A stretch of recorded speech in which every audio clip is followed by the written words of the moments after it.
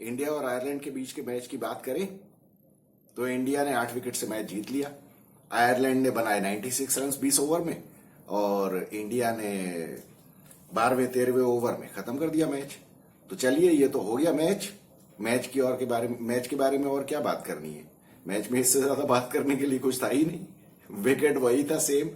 तो जो हमको पता था कि श्रीलंका और साउथ अफ्रीका के बीच में जो मैच हुआ है, लेकिन इसमें बहुत अकलमंदी की रोहित शर्मा ने। हमने जब प्रीव्यू किया था तब भी हम ये बात कर रहे थे कि टॉस जीत के आपको पहले बॉलिंग ही करनी है। अकलमंदी की बात की। बहुत भगवान का लाख लाख शुक्र है कि ये लोग ज्यादा एडवेंचरस नहीं हुए और शराफत से बिल्कुल खेले और इन लोगों ने पहले बॉलिंग कर ली, क्योंकि इसके अलावा तो इनको कुछ करना नहीं था। लेकिन बाद में बैटिंग करने में भी इन लोगों को ये काफी कुछ एक्सपीरियंस मिला होगा कि अगर हमारी पहले बैटिंग आ जाएगी तो हमें बैटिंग किस तरह से करनी है। अब ये तो देखिए, हो गई मैच की बात। मैच में तो आप लोग सभी जानते हैं कि मैच में बात करने के लिए कुछ है नहीं। जहां जिस टीम ने पहले बैटिंग करते हुए जिस तरह से साउथ अफ्रीका और श्रीलंका के मैच में भी बात करने के लिए कुछ था नहीं, उसी तरह से आज भी साउथ अफ्रीका के, मैं ये नहीं कहूंगा कि साउथ अफ्रीका के बैट्समैन ने कुछ गलती की जिस तरह से श्रीलंका के बैट्समैन ने की थी। क्योंकि श्रीलंका के बैट्समैन ने तो बेसिक गलती ये की थी कि वो लोग मारते हुए अटैक करके खेलना चाहते थे और जिसकी वजह से वो सारी गड़बड़ हो गई। लेकिन आज तो इंडिया के बॉलर्स ने बॉलिंग बहुत अच्छी की। हमको ये लग रहा था, मतलब हमें तो ये इसमें कोई शक नहीं था कि इंडिया के बॉलर्स इनको उखाड़ के फेंक देंगे। लेकिन ये बॉलिंग किस तरह से करते हैं, बहुत अच्छी बात है कि इन्होंने टेस्ट मैच की लेंथ की और फिर भी इस विकेट के ऊपर जो बॉल नहीं करनी चाहिए थी वो भी इन लोगों ने काफी कुछ की, जिसमें से हार्दिक पांड्या ने की। अब उसके पहले कि मैं कुछ और बात करूं, सबसे पहले तो देखिए, मुझे एक क्वेश्चन पूछना है आप लोगों से। ये स्टार स्पोर्ट्स का जो ये ट्रांसमिशन आ रहा है, इसमें बार बार ये हैंग हो जाता है। क्या ये प्रॉब्लम सिर्फ मेरे यहाँ ही है या आप लोग भी इस चीज को एक्सपीरियंस कर रहे हैं? क्योंकि पिक्चर हैंग हो जाती है, बाद में वो रिपीट होने लगता है सीन।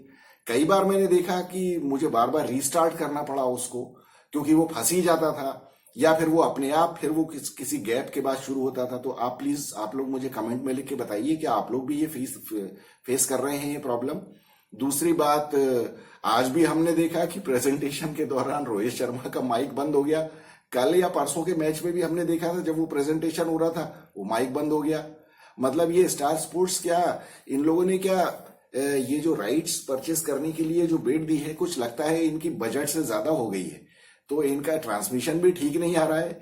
दूसरा, ये माइक भी अच्छे लेके नहीं आए हैं। और तीसरी बात, कमेंटेटर्स और एक्सपर्ट कमेंटेटर्स जो लेके आए, कमेंटेटर्स तो चलो फिर भी इन्होंने सुधार दिए, क्योंकि हमको तो ये लग रहा था भाई ऐसा ना हो कि हमको वही बालाजी को ही झेलना पड़े यार।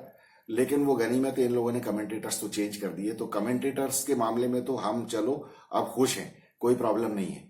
लेकिन ये भैया, ये आप एक्सपर्ट कमेंटेटर कौन कौन लेके आए हो यार? ये एक्सपर्ट कमेंटेटर, खैर श्रीशांत तो फिर भी ठीक है, वो थोड़ा सा इमोशनल बंदा है। वैसे भी मेरे को तो उसके साथ सिंपैथी है हमेशा से, तो इस वजह से, और वो अच्छा प्लेयर था। उसने भी जाके साउथ अफ्रीका में अच्छी लड़ाई की थी।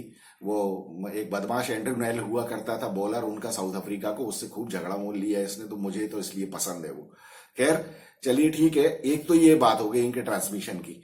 दूसरी बात, अब हम आपसे ये कहें कि देखिए, आप लोगों को याद है हम शुरू से ये क्रिटिसाइज कर रहे थे कि विराट कोहली को ओपन नहीं करना चाहिए। अब आज विराट कोहली ने जो ओपन किया उससे हमारे हाथ क्या लगा? कुछ लगा हमारे हाथ। अब ये लोग क्या करेंगे? मैं आपसे मैं दावे के साथ कह रहा हूं, आई एम 95% कॉन्फिडेंट कि ये इसी टूर्नामेंट में विराट कोहली को 3 नंबर पे खिलाएंगे। मैं ये नहीं कहता कि अगले मैच, हो सकता है अगले मैच में ही ये उसको 3 नंबर पे खिला दे, ओपन ना करवाएं उससे। आज ओपन करवा के देख लिया आपने। हमने जो बात की थी, आप लोग एक्चुअली, आप सब अपने आप को कॉन्ग्रेचुलेट करिए। हम लोग कभी भी इस फेवर में नहीं थे कि विराट कोहली ओपन करे। हम सभी लोग इस चैनल पे, जिसमें आप सारे लोग इंक्लूडेड हैं, मैं तो अकेला प्रेजेंटर हूं, बाकी तो आप लोग हैं ना, पार्टिसिपेंट्स तो आप हैं। हम सब लोग एग्री कर रहे थे ना इस बात के लिए कि विराट कोहली को ओपन नहीं करना चाहिए। आज देख लिया विराट कोहली से ओपन करवा के क्या फायदा हुआ। विराट कोहली खुद ही टेंशन में आ गया कि मैं करूं क्या, जबकि आज के मैच में तो उसको कुछ करना ही नहीं था। आज के मैच में तो उसके लिए बहुत अच्छा मौका था कि आराम से दोनों खेलते रहते और 10 विकेट से जीतने की कोशिश करते। ये क्या आयरलैंड की बॉलिंग इस तरह की थी कि ये लोग इन लोगों को रोक पाते? लेकिन प्रॉब्लम क्या हो गई, अब ओपन करने में समझ में ही नहीं आ रहा है कि होगा क्या। मारना तो है ही, पावर प्ले का फायदा तो उठाना ही है। अब पावर प्ले का फायदा उठाने के लिए फोर्स करने की कोशिश की, उसमें आउट हो गया। अब क्या करोगे आप? अब मान लीजिए आज ये मैच पाकिस्तान के साथ होता, फिर क्या होता? या ऑस्ट्रेलिया के साथ होता, आपकी टीम की हालत खराब हो जाती विराट कोहली के आउट होने के बाद। वो तो आयरलैंड की बॉलिंग थी, इसलिए आप ज्यादा प्रेशर में नहीं थे। दूसरी बात, स्कोर बहुत ज्यादा कम था। अगर मान लीजिए आप पहले बैटिंग कर रहे हो तो क्या होगा?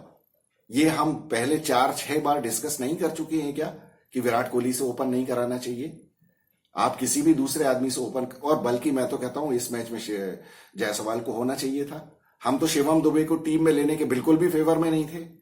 शिवम दुबे से इस विकेट पे कभी रन नहीं बनेंगे और बॉलिंग उसकी आएगी नहीं। जब आपने 4 सीमर प्रॉपर खिला रखे हैं इंक्लूडिंग हार्दिक पांड्या, तो फिर शिवम दुबे से आप बॉलिंग कराओगे नहीं। आपके ने तो जो 2 स्पिनर खिलाए उनसे भी बॉलिंग करने की नौबत नहीं आ रही थी, तो फिर शिवम दुबे को खिलाने का क्या फायदा है इस विकेट के ऊपर खास तौर पे। अब चलिए, एक तो बात ये हो गई विराट कोहली की ओपन करने की।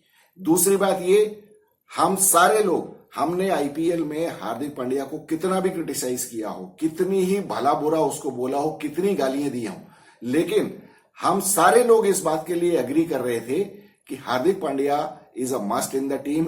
मतलब ये अच्छा करेगा, मस्ट हो या नहीं हो। अभी उसकी परफॉर्मेंस तो खैर ठीक नहीं थी, लेकिन उसके अलावा कोई चारा नहीं है। हमारे पास कोई फास्ट बॉलिंग ऑलराउंडर नहीं है, तो उसको तो टीम में होना ही था। लेकिन हमें साथ ही साथ ये भी भरोसा था कि ये अच्छा परफॉर्म करेगा, और मैं बहुत खुश हूं हार्दिक पांड्या के लिए। मैंने पहले भी कहा था, देखिए हार्दिक पांड्या के लिए अपनी खोई हुई इज्जत को बचाने का एक ही तरीका है कि इंडिया के लिए अच्छा परफॉर्म कर।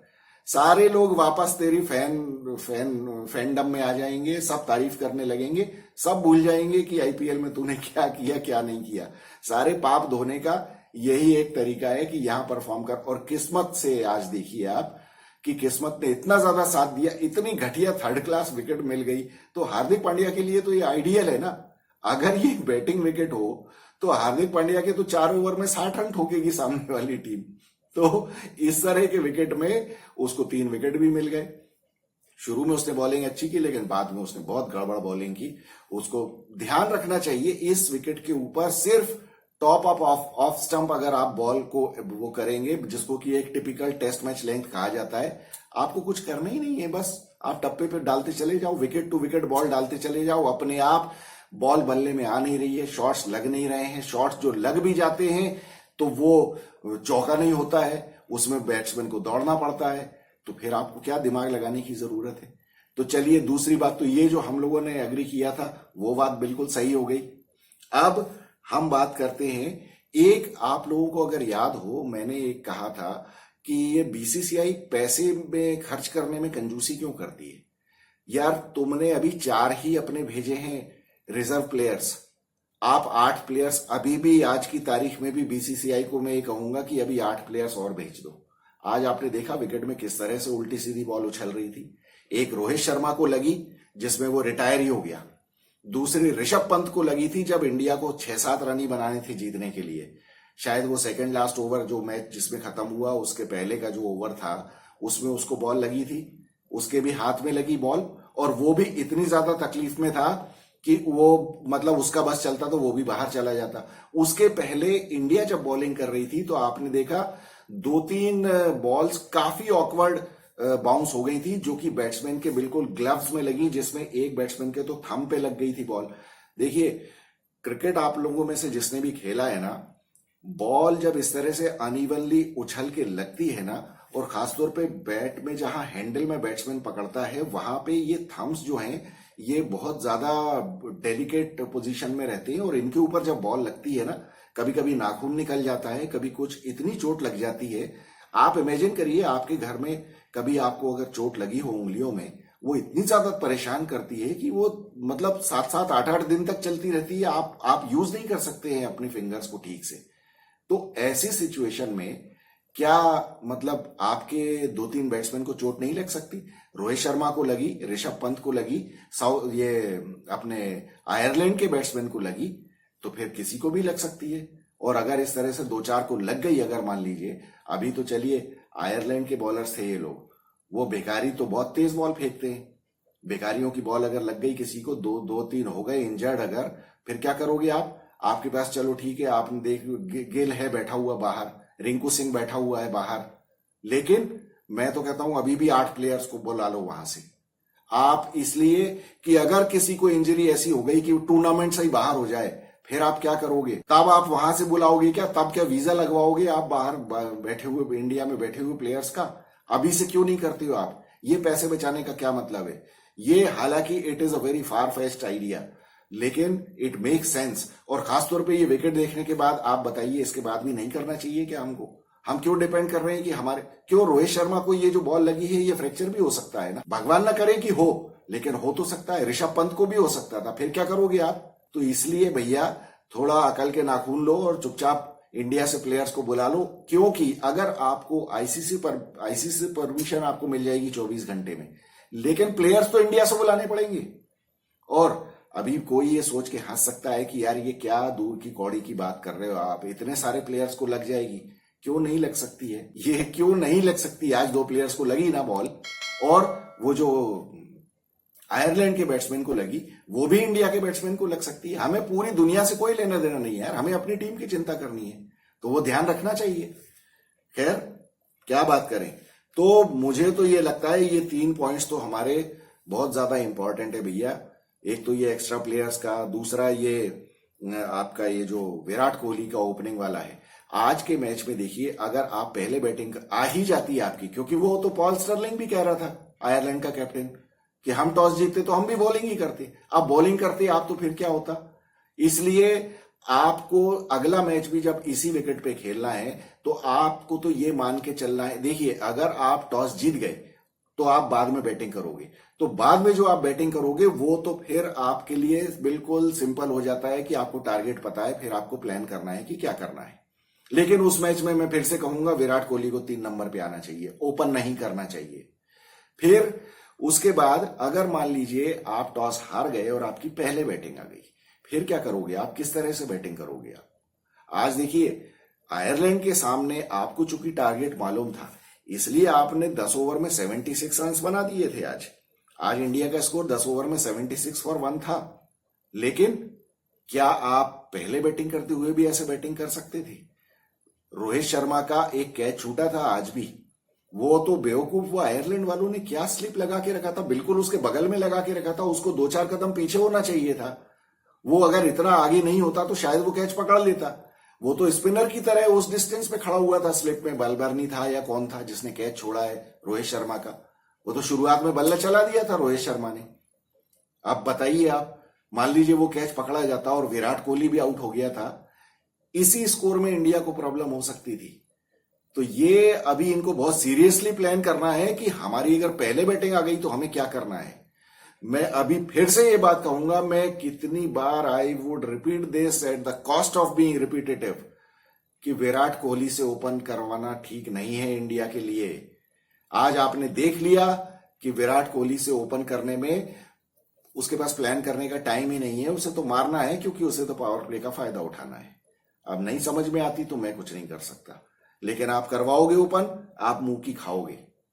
जहां सामने जरा सी स्ट्रांग टीम आ जाएगी, आप मुंह की खा जाओगे। और देखिए, यहां मैं किसी भी हालत में भिखारियों की टीम को स्ट्रांग टीम नहीं मानता हूं इंडिया के आगे, लेकिन ये विकेट ने जो स्ट्रेंथ और वीकनेस जो है ना, उसका डिफरेंस बहुत कम कर दिया है। ये विकेट इतना घटिया है कि इसके ऊपर कोई भी लल्लू पंजू टीम अगर विकेट टू विकेट बॉल करने लगेगी, आपको बहुत प्रॉब्लम हो जाएगी। और विकेट टू विकेट अगर बॉल फास्ट भी है तो फिर तो बहुत ज्यादा प्रॉब्लम हो जाएगी, क्योंकि आज इंडियन बैट्समैन को उतना ज्यादा शायद डर नहीं रहा होगा चोट लगने का, लेकिन ये भिखारियों के सामने रहेगा, क्योंकि वो लोग बॉल तेज फेंकते हैं। अब आप सोचिए, यही शाहीन शाह और नसीम शाह और हारिस रऊफ जब बॉलिंग करेंगे, मोहम्मद आमिर तो खैर चलिए उतनी तेज नहीं करता है, लेकिन ये लोग जब टप्पे पे फेंकेंगे और इवन 135 140 की बॉल भी हुई तो बल्लेबाज डर जाएंगे। क्योंकि आज का मैच देख के आपने शुरू में देखा होगा, जब आयरलैंड के बैट्समैन बैटिंग कर रहे थे और इंडिया के बॉलर्स बॉलिंग कर रहे थे, जो बॉल्स उल्टी सीधी उछल रही थी अर्शदीप की, तो वो देख के विराट कोहली का चेहरा देखो आप, जसप्रीत बुमराह का चेहरा देखो आप, याद करो आप, या आप रिकॉर्डिंग देख लिए मैच की, और रोहित शर्मा का चेहरा देखो आप, उनके चेहरे पे लग रहा था बाप रे ये क्या हो रहा है विकेट के ऊपर, और हमको इस पे बैटिंग करनी है बाद में। तो ये जो डर है ना, देखिए अल्टीमेटली ये सारे लोग अपने करियर की चिंता तो करते हैं, और फिर हम भी ये नहीं चाहते कि किसी को चोट लग जाए, तो लेकिन उसके लिए आपको प्लान तो पहले करना पड़ेगा ना भैया। एक्स्ट्रा पैडिंग लेके जाओ। अब आपने आज तक आपने एल्बो गार्ड नहीं पहना है, लेकिन आप पहन के जाओ। यहाँ क्यों रिस्क ले रहे हो आप? इस विकेट के ऊपर आपको बिल्कुल रिस्क नहीं लेना है, आप एल्बो गार्ड पहन के जाइए, क्योंकि बॉल लग गई अगर 140 की स्पीड में डायरेक्ट हड्डी पे, तो क्रैक ही होना है फिर सीधा। ये तो बहुत ही डेंजरस मामला है। अब इसमें तो कोई कुछ नहीं कर सकता। आईसीसी ने जो मैसअप किया है वो उसको तो that can not be undone. तो लेकिन प्रिकॉशंस तो हम ले सकते हैं ना, तो प्रिकॉशंस लेनी चाहिए। अब चलिए थोड़ी सी मैच की भी बात कर ही लेते हैं।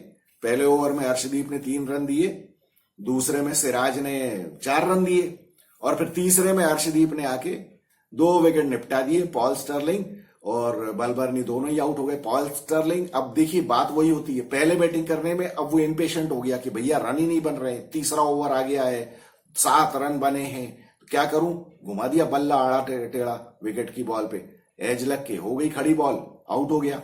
उसके बाद बलबर्नी को तो समझ में ही नहीं आ रहा था, कोई बॉल इधर निकल रही, कोई बॉल उधर, बल्ले में आ नहीं रही है। फिर बैट को टिल्ट करके वो गाइड करने की कोशिश कर रहा था, बॉल मिस हो गई, बोल्ड हो गया सीधे। तो तीसरे ओवर में जब इनके 9 रन पे 2 विकेट हो गए, सिराज ने फिर अगले ओवर में 4 रन ही दिए। लेकिन अब आप देखिए, अब यहां अर्शदीप सरदार जी को कौन समझाएगा यार ये बात, जब सामने वाली टीम बिल्कुल लगी पड़ी हुई है यार, दीवार से लगा दिया तुमने उनको। 4 ओवर में 13 रन पे 2 विकेट हैं उनके, आके 4-4 वाइड फेंकी, लेग स्टंप के बाहर वाइड, तो ऑफ स्टंप के बाहर वाइड, एक वाइड तो इतनी वाइड फेंकी कि मुझे लग रहा था नो बॉल ही ना हो जाए, विकेट के बाहर ही ना टप्पा मार दे। अब बताइए इसको कौन समझाएगा यार? सामने वाली टीम बिल्कुल लगी पड़ी हुई, तुझे कुछ नहीं करना है, दिमाग क्यों लगा रहा है अपना फालतू तेज फेंकने के चक्कर में? यार तेज नहीं फेंकना है, सीधा विकेट पे फेंकना है बॉल, टप्पा देना है, एक टप्पा पकड़ ले। ये बात कप्तान को नहीं समझानी चाहिए कि ज्यादा दिमाग मत लगा, सीधे टप्पे पे फेंक बॉल। वही देनी चाहिए ना बत्ती, जैसे बोलता है इधर उधर बॉल फेंकी तो गार्डन में फेंक दूंगा तेरे को। समझ में नहीं आता। यहां रोहित शर्मा को बोलना चाहिए, बाहर से वो उसको बोलना चाहिए बॉलिंग कोच को कि तो क्या फेंक रहा है बॉल, सीधे टप्पे पे डाल, इधर उधर दिमाग मत लगा अपना। लेकिन उसको 2 विकेट मिल गए थे, उसको लग रहा था मैं तो आज 5 विकेट ले लूंगा, मेरे पास मौका है। अरे मौका तो तब होगा जब तू सीधा विकेट पे डालेगा, तुझे कुछ दिमाग लगाने की जरूरत ही नहीं है। इस विकेट के ऊपर किसी भी बॉलर को कुछ करने की जरूरत नहीं, सिर्फ सीधे टप्पे पे बॉल फेंकनी है, अपने आप सब कुछ हो रहा है। और बाकी अगर सीधे टप्पे पे फेंकी हुई बॉल भी है, अगर वो अगर मान लीजिए थोड़ी बहुत आगे पीछे भी हो जाती है, तो भी बल्लेबाज मारेगा भी शॉट तो क्या कर लेगा, 2 रन बनेंगे ज्यादा से ज्यादा, क्योंकि ज्यादा तो कुछ हो नहीं रहा है। लेकिन जिन लोगों ने ज्यादा करने की कोशिश की, शॉर्ट बॉल फेंक दी बिल्कुल, तो उसके ऊपर छक्का पड़ा, इसके ऊपर हार्दिक पे भी पड़ा, किस पे, अर्शदीप पे भी पड़ा या किसी पे पड़ा था ना। फिर उसके बाद इंडिया की तरफ से रोहित शर्मा ने मारे छक्के शॉर्ट बॉल के ऊपर, तो वो भी ज्यादा सुरमाई दिखाने चले गए, उनको भी क्या करने की जरूरत थी। खैर उनसे हमें क्या लेना देना है, लेकिन ये बैटिंग अगर पहले आ जाती है तो बहुत समझदारी से खेलने की जरूरत है। मुझे लगता है यही सेम विकेट अगर रहा तो आपको तो 140 रन बनाना है बस, और उसके बाद जैसी आज बॉलिंग की है वैसी ही करना है, minus those balls which Hardik Pandya has bowled short and those wides which Arshdeep has bowled, you have to avoid those. Extras अपनी तरफ से क्यों दे रहे हो यार? बल्ले से रन बन नहीं रहे, तुम एक्स्ट्रा के 5-5 रन दे रहे हो, वाइड के 5 दे दिए, क्या मतलब है यार इसका? सीधे टप्पे पे बॉल फेंको, इन सबको अगले 4 दिन रगड़ के रखो कि ये टप्पा है, वहां पे रख दो एक चप्पल और बोलो कि साले यही टप्पा देना है बॉल का, बस इधर से उधर होना नहीं, जिसने इधर उधर की उसको मुर्गा बना देंगे। ये इनको पनिशमेंट देने की बात करनी है।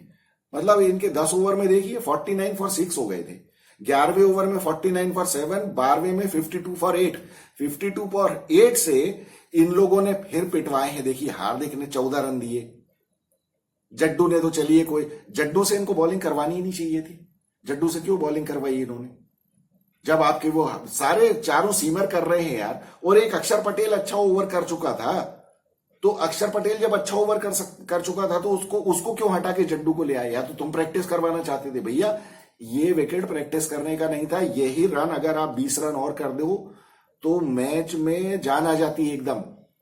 वो 52 फॉर 8 से वो लोग 96 तक ले गए हैं यार। 2 विकेट, मतलब आखिरी के 2 विकेट आने कितने रन जोड़ दिए उनके, 46 रन जोड़ दिए। कितने आपने रन बनवाए, ये बहुत गलत बात है। इनको 70-75 पे ऑल आउट करना चाहिए था, ये लोग कर नहीं पाए। जट्टू ने बहुत गलत बॉलिंग की, हर्षदीप ने बेकार बॉलिंग की। 5वें ओवर में ही हर्षदीप ने 13 रन दिए थे। उसके बाद हार्दिक ने दिए हैं 14 रन 13वें ओवर में, जिसमें छक्का खाया, इसने चौका खाया। और वो पिटे भी तो किससे, जोशुआ लेटल से। जोशुआ लेटल ने इसको इसलिए पीटा क्योंकि ये गुजरात टाइटंस में ये इसी के साथ खेलता था ना, तो इसको हार्दिक पांड्या की बॉलिंग खेलने की आदत होगी। चलिए, but I am very happy for Hardik. जो भी है ठीक हुआ, अच्छी। इसको कॉन्फिडेंस आना बहुत जरूरी है, क्योंकि इसका पाकिस्तान के सामने चढ़ के खेलना, स्वैग के साथ आना बहुत ज्यादा जरूरी है। और ये करता है और ये करेगा फिर से। तो अब देखिए, अब ये आज का मैच देख के पाकिस्तानियों की तो हालत खराब हो रही होगी, क्योंकि वो गधे तो ऐसे हैं। वो इंग्लैंड के साथ खेल रहे थे, वो प्रैक्टिस की नहीं उन लोगों ने। बेवकूफ लोग। हमने मना किया था कि तुम प्रैक्टिस मत करो, इधर आ जाते ना 15 दिन पहले। तुम कौन सा भाड़ झोंक रहे थे वहां पाकिस्तान में। चलो मारो, हमारी तरफ से हमारा क्या जा रहा है। तो चलिए, ये तो हो गया। बाकी आप लोग बताइए, आपको क्या लगता है जो हम लोगों ने पहले डिस्कस किया था वही बातें हो रही हैं कि नहीं हो रही हैं। और अब आप बताइए, मैं सुनना चाहता हूं आप लोगों से, क्या विराट कोहली अभी भी ओपन करेगा, या क्या अभी भी ओपन करना चाहिए उसको, क्या होगा। या क्या शिवम दुबे की जगह बनती है, जायसवाल को नहीं खिलाना चाहिए। तो I look forward to hearing from you. आपको आज की एनालिसिस अगर पसंद आई हो तो वीडियो को लाइक, शेयर और सब्सक्राइब करिए।